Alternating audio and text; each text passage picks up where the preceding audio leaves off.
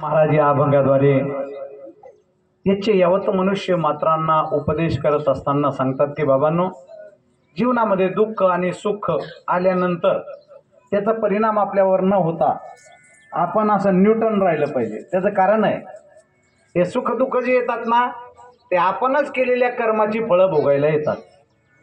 देह तव आहे प्रारब्धाधीन.